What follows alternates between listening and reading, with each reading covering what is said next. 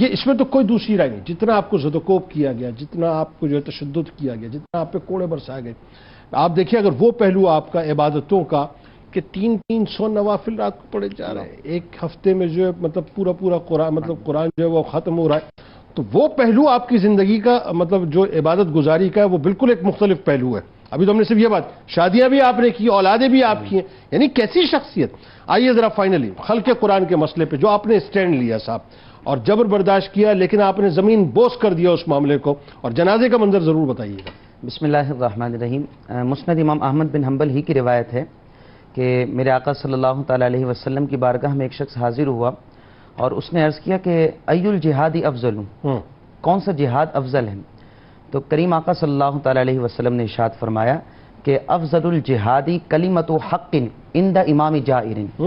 فرمایا کہ سب سے افضل جہاد یہ ہے کہ کسی ظالم بادشاہ کے سامنے کلمہ حق ادا کرنا. اور یقیناً یہ انتہائی مشکل ترین معاملہ ہے.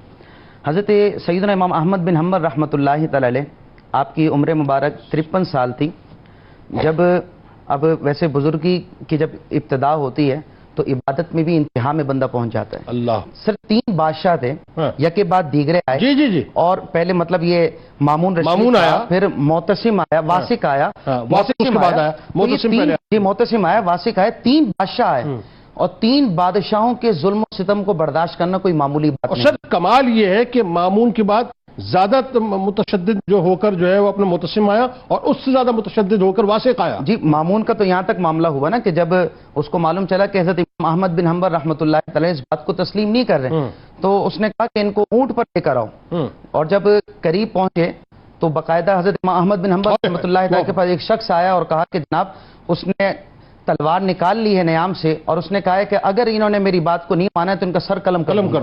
تو اسی وقت ظاہر بات محدث تھے تو آپ نے اللہ کی بارگاہ میں فوراً عرض کیا کہ یا اللہ تیرے حلم کی وجہ سے یہ اتنے مغرور ہو چکے ہیں، کیا اب وہ وقت آ گیا ہے کہ یہ تیرے دوستوں پر ظلم کریں گے؟ اللہ. بس حضرت سیدنا امام احمد بن حنبل رحمۃ اللہ تعالی کی یہ دعا ہی تھی کہ اس کے کچھ ہی وقت بعد جو ہے وہ شخص جو ہے انتقال کر گیا. یہاں ضمناً ایک بات کروں گا کہ اللہ والوں کی بارگاہ میں جاتے وقت جو ہے انسان کو خیال رکھنا چاہیے، اگر ان کا آپ نے دل دکھایا تو پھر آپ کے ساتھ وہ ہو سکتا ہے. بالکل. اچھا پھر تشدد ہوا آپ کے اوپر؟ آپ تشدد ہوا، جو تشدد کا معاملہ یہاں تک تھا کہ پہلے آپ کو جو ہے وہ 2.5 سال آپ کو قید میں ڈالا گیا.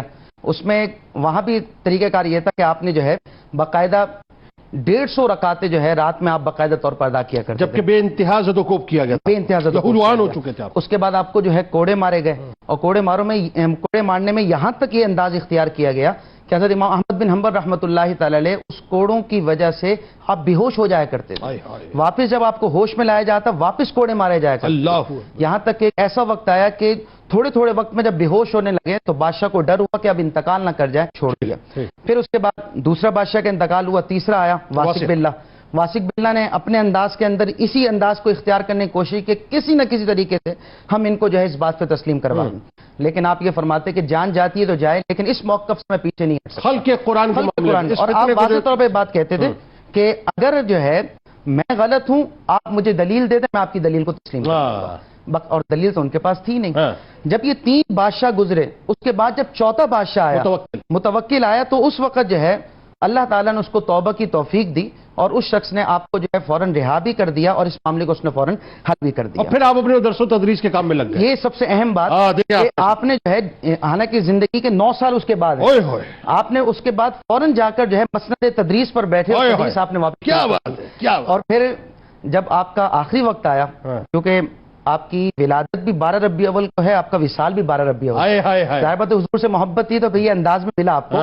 تو آمد سرکار کے مہینے میں تشریف لائے، آمد سرکار کے مہینے میں سنت پہ عمل کرتے ہوئے. اس میں ایک بات وہ ضرور ذکر کرنا چاہوں گا کہ جب وصال ہونے لگا تو وصیت کیا کرتے ہیں، حالانکہ لوگ مختلف وصیتیں کرتے ہیں اور اگر کسی کو تبرک کی بات کی جائے تو کہتے ہیں تو جوہال کا طریقہ ہے، اس عالم دین کو کرتے ہوئے دیکھا ہے. تو ہم کہیں گے جناب آؤ ہم آپ کو ایک محدث دکھاتے ہیں، ایک فقیر دکھاتے ہیں جنہوں نے اپنے بیٹے کو وصیت کی تھی کہ بیٹا آپ جو ہے 3 منہ مبارک میرے پاس موجود ہیں. آقا علیہ الصلوۃ والسلام کا ایک منہ مبارک جو ہے میرے سیدھے آنکھ پہ، ایک بائیں آنکھ پر اور ایک جو ہے میری زبان پر تم رکھ دینا.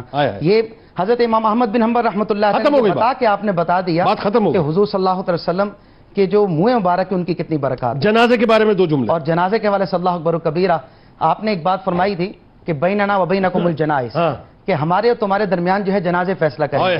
وہ دور جو ڈیجیٹل دور نہیں تھا، اطلاع اتنا آسانی سے نہیں ملتی تھی، اس دور کے اندر بھی لاکھوں لوگ، جس طرح آپ نے ابتداءً ارشاد فرمایا کہ 8 لاکھ سے لے کر 25 لاکھ لوگ جنازے میں شرکت کیا۔ اس میں یہ بات بھی آتی ہے کہ بغداد شہر تو بھر ہی گیا، لیکن ساتھ میں جو دریا تھا اس پہ جو کشتیوں میں موجود تھے لوگ، اس میں بھی جنازے موجود تھے۔